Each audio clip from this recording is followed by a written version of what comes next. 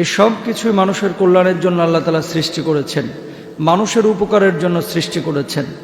মানুষের প্রয়োজনে আল্লাহ তাআলা পিঁপড়া বানিয়েছেন, মৌমাছি বানিয়েছেন। এই পৃথিবীটাকে সুন্দর করার জন্য আল্লাহ তাআলা অনেক জীবজন্তু বানিয়েছেন, কিন্তু একটা গরু ছাগলের জন্য আল্লাহ তাআলা মানুষকে বানান নাই, বরং গরু ছাগলকে মানুষের প্রয়োজনে বানিয়েছেন। সুবহানাল্লাহ বলেন। নানান বৈচিত্র্যময় প্রাণীর মধ্যে, এলাকার মধ্যে একটি প্রাণী হচ্ছে উট। উট আপনারা চেনেন। এই উটের ব্যাপারে আল্লাহ সুবহানাহু ওয়া তাআলা পবিত্র কোরআনুল কারীমে একটি আয়াতের মধ্যে বলছেন যে তোমরা কি উটের দিকে খেয়াল করো না? আফালা ইয়ানজুরুনা ইলাল ইবলি কাইফা খুলিকাত। ও দুনিয়ার মানুষ, তোমরা কি দেখো না আমি আল্লাহ রাব্বুল আলামিন এই উটকে কিভাবে সৃষ্টি করেছে? বলুন সুবহানাল্লাহ। ৩৯ ডিগ্রি সেন্টিগ্রেড তাপমাত্রায় মানুষ বেতাল হয়ে যায়, পাগলের মতো হয়ে যায় গরমে। এই যে প্রচন্ড তাপদাহ, 40 ডিগ্রি প্রতিদিন তো থাকে না, 36, 37, 39, 35 মানুষ অস্থির হয়ে যায়।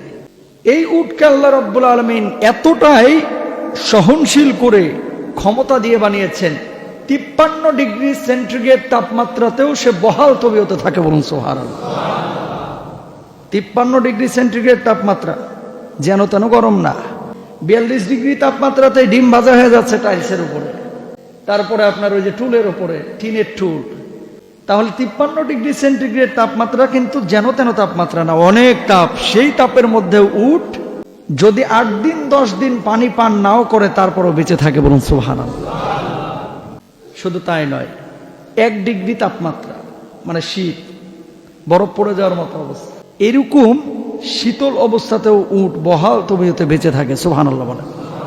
উটের যতগুলো বৈশিষ্ট্য আছে তার মধ্যে আরো একটি বৈশিষ্ট্য হচ্ছে 150 কেজি ওজনের মালামাল নিয়ে সে একসাথে 350 থেকে 400 কিলোমিটার পায়ে হেঁটে চলতে পারে। 350 কিলোমিটার, 300 কিলোমিটার খুব কম দূরত্ব নাকি? বাংলাদেশে তো বাসে গেলেও 4.5 ঘন্টা, 5 ঘন্টা, 6 ঘন্টা, 8 ঘন্টা, জ্যাম থাকলে 10 ঘন্টাও লাগে, ঠিক কিনা?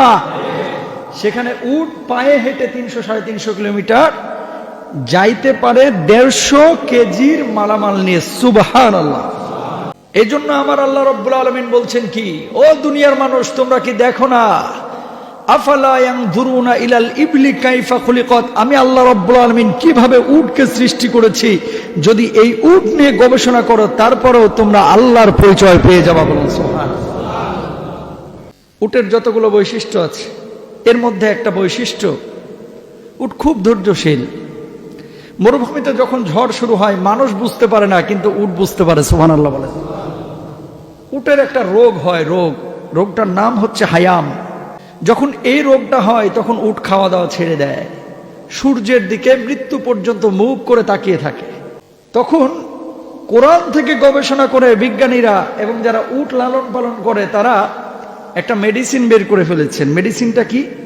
এমতো অবস্থায় হায়াম রোগ যখন কোনো উটের হয়, উটটাকে যদি জীবন্ত কোনো সাপ মুখের মধ্যে ঢুকিয়ে দেওয়া হয়, ওই উটটা সাপকেও চাবায় খেয়ে ফেলে।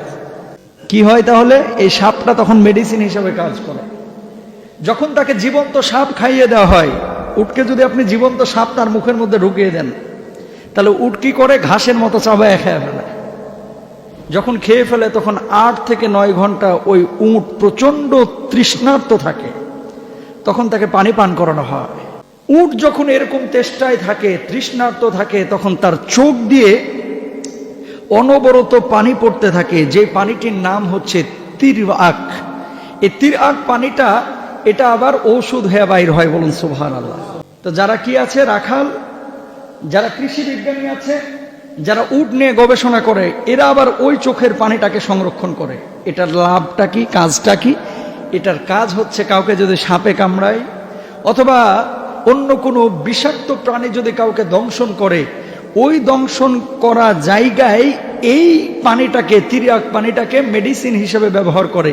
এই পানিটা ওই জায়গায় লাগাইলে অথবা পান করাইলে, পুশ করাইলে ওই বিষটা নেমে যায়। বলুন সুবহানাল্লাহ। ইশারা কার? আরো জোরে বলেন কার? সাপ নিজে একটা বিষাক্ত প্রাণী, অথচ সে মেডিসিন হিসাবে কাজ করছে। তার মানে সাপকেও আল্লাহ তাআলা পৃথিবীতে কারো না কারো কল্যাণের জন্য বানাইছে, ঠিক কিনা? এখন কথা হচ্ছে, এই যে উটের কুঁজ, এটার ভিতরে গোশত থাকে না, থাকে হচ্ছে চর্বি। এর মধ্যে চর্বি থাকে 80 পাউন্ড।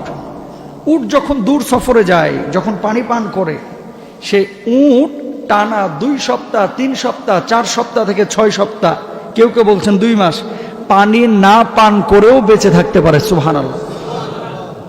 তাহলে এই উটকে যে সাপ খাওয়িয়ে পানি পান করানো হলো, চোখ দিয়ে তিরাক পানি বের হলো, এটাকে আবার মেডিসিন হিসাবে ব্যবহার করা হচ্ছে।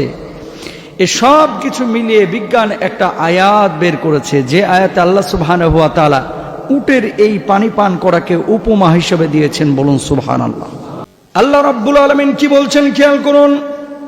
لَآكِلُونَ مِنْ شَجَرٍ مِّنْ زَقُّومٍ فَمَالِئُونَ مِنْهَا الْبُطُونَ فَشَارِبُونَ عَلَيْهِ مِنَ الْحَمِيمِ فَشَارِبُونَ شُرْبَ الْهِيمِ।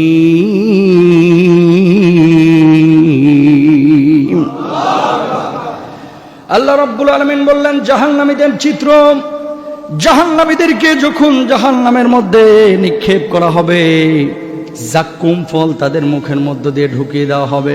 ওই মানুষগুলোর উদরগুলোকে পূর্ণ করে দেওয়া হবে, পেটগুলোকে পূর্ণ করে দেওয়া হবে উষ্ণতা দিয়ে, গরম পানি দিয়ে, রক্ত দিয়ে, পোষ দিয়ে। মানুষগুলো আল্লাহ রাব্বুল আলামিনের কাছে পানি পানি বলে চিৎকার করে ফরিয়াদ করতে থাকবে। আল্লাহ রাব্বুল আলামিন তাদের জন্য উষ্ণ গরম পানির ব্যবস্থা করবেন। আল্লাহ তাআলা তারপরে বলছেন জাহান্নামীদের অবস্থাটা কেমন হবে। রব্বুল আলামিন চমৎকার করে আল্লাহ তাআলা তুলে ধরেছেন, কি বলছেন খেয়াল করুন। ফাশারিবুনা শুরবাল হিম।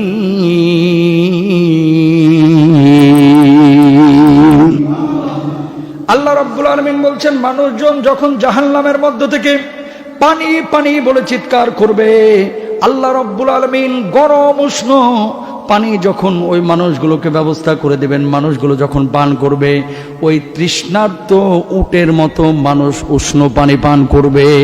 আর মানুষ যখন উষ্ণ পানি পান করবে, তার ভেতরের নাড়ি ভুঁড়ি সব কিছু গলে বের হয়ে যাবে নিম্নাংশ দিয়ে। বলুন নাউজুবিল্লাহ। উট যখন কাঁচা সাপ, জ্যান্ত সাপ যখন চিবিয়ে খাচ্ছে, তখন তার ভেতরে তেষ্টা তৈরি করছে। মানুষ যখন জাহান্নামের মধ্যে ওই জাক্কুম ফল খাবে, যখন গরম পানি উষ্ণ পানি পান করবে, মানুষের মধ্যে তেষ্টা তৈরি হবে, তেষ্টা তৈরি হবে, তেষ্টা তৈরি হবে। উট যেমন এক শ্বাসে পানি পান করে ফেলায়, ওই জাহান্নামীরাও এক শ্বাসে পানি পান করে ফেলবে। বলুন নাউজুবিল্লাহ। ওই পানি পান যদি কেউ করে, তেষ্টা কি মিটবে? না, তেষ্টা আরো বাড়বে, আরো বাড়বে, আরো বাড়বে, তেষ্টা মিটবে না। এজন্য প্রিয় ভাইয়ের আমার, আল্লাহ নবী সাল্লাল্লাহু আলাইহি ওয়াসাল্লামের একটি হাদিসের বিষয় এখান থেকে বের হয়। সেটা কি? আল্লাহ নবী বিশ্বনবী সাল্লাল্লাহু আলাইহি ওয়াসাল্লাম বলছেন, তোমরা যখন পানি পান করবা অবশ্যই 3 ঢোকে পানি পান করবা। এটা আমার সুন্নাহ। আর 1 ঢোকে পানি গলগল করে ডকডক করে পান করা, এটা মূলত জাহান্নামের বৈশিষ্ট্য, এটা আমার সুন্নতের বৈশিষ্ট্য না। বলুন সুবহানাল্লাহ। তাহলে পানি পান করতে হবে কয় ঢোকে? 3 ঢোকে। এটা কার সুন্নাহ? নবীজির সুন্নাহ। প্রিয় ভাইরা আমার, কেন এই কথাগুলি বলছি? বলার উদ্দেশ্য হচ্ছে রব্বুল আলামিন অনেক জিনিস পৃথিবীর বুকে সৃষ্টি করেছেন। তিনি যেমনই ভাবে সাপ তৈরি করেছেন, তেমনই ভাবে উট তৈরি করেছেন, তেমনই ভাবে তিনি সৃষ্টি করেছেন গরু, ছাগল, মহিষ। এই সব কিছুর মধ্যে আল্লাহ তাআলা নিদর্শন দিয়ে দিয়েছেন। সুবহানাল্লাহ বলেন। এই যে আম পাকার সময় হয়ে গেছে, রাজশাহী থেকে, চাপাই থেকে, বাংলাদেশের বিভিন্ন প্রান্ত থেকে, ঢাকা শহরের মধ্যে এখন এই যে পাকা পাকা আম আসছে। খেয়াল করে দেখেন, আজ থেকে 3 মাস আগের, 2 মাস আগের চিত্রটা কি? মুকুল থেকে যখন আমটা বের হয়েছিল, সেই আমটার কোনো স্বাদ ছিল না, কিন্তু রং ছিল। ওই আমটার ঘ্রাণ ছিল। আমটা যখন একটু বড় হলো, টকে মুখে নেওয়া যাইতো না। ভেতরে যখন আঠি তৈরি হলো, ওই আমটাও তখন টকে খুব একটা ভালো লাগতো না। ঠিক এই মুহূর্তে যখন গরম আল্লাহ তাআলা বাড়িয়ে দিলেন, আমের মধ্যে একটা কালার আসলো, আমের মধ্যে মিষ্টতা আসলো, ওই আমের মধ্যে ঘ্রাণ আসলো, ওই আমের মধ্যে স্বাদ আসলো।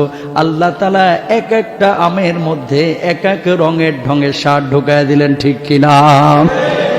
এজন্য আল্লাহ রাব্বুল আলামিন বলছেন, দুনিয়ার বুকে, দুনিয়ার মানুষ, তোমরা এগুলো নিয়ে গবেষণা করো, চিন্তা করো, আমি আল্লাহ রাব্বুল আলামিন কিভাবে একটা আম বানাইলাম, কিভাবে একটা উট বানাইলাম, কিভাবে একটা সাপ বানাইলাম, কিভাবে একটা পিপিলিকা বানাইলাম, কিভাবে একটা মানুষ বানাইলাম। এই সমস্ত গবেষণা, চিন্তা, ফিকির যদি আপনি করতে পারেন, আল্লাহ রব্বুল আলামিনকে চিনতে খুব বেশি সময় লাগবে না, ঠিক না? সুতরাং আল্লাহ রাব্বুল আলামিনকে চিনে আল্লাহর জিকির করতে হবে, আল্লাহর ইবাদত বন্দেগী করতে হবে। উট এমন একটি বিস্ময়কর প্রাণী যেটা রব্বুল আলামিন বারবার বলেছেন, তোমরা এই উটের দিকে তাকাও, উটের দিকে খেয়াল করো, দেখো এর মধ্যে কি বিস্ময় আমি রেখেছি, কি বিস্ময় আমি রেখেছি। পৃথিবীর সমস্ত প্রাণী একদিকে, উট একা একদিকে, যার বৈশিষ্ট্যের সঙ্গে পৃথিবীর অন্যান্য বৈশিষ্ট্যের মিল নাই। আল্লাহ তাআলা এমন কিছু পাওয়ার উটকে দিয়েছে যে পাওয়ার মানুষকেও দেয় নাই। বলুন আল্লাহু আকবার। মানুষকেও দেয় না, এমন পাওয়ার আল্লাহ তাআলা দিয়েছে। সুতরাং প্রিয় ভাইরা আমার, এই সমস্ত পশু পাখি যেগুলোকে খাওয়া আল্লাহ তাআলা হালাল করে দিয়েছে, এগুলো আপনি খাবেন, কিন্তু এগুলোর সঙ্গে নির্দয় আচরণ আপনি করবেন না। অস্ট্রেলিয়ায় শত শত উট নিধন করা হয়েছে পানির সংকটের কারণে।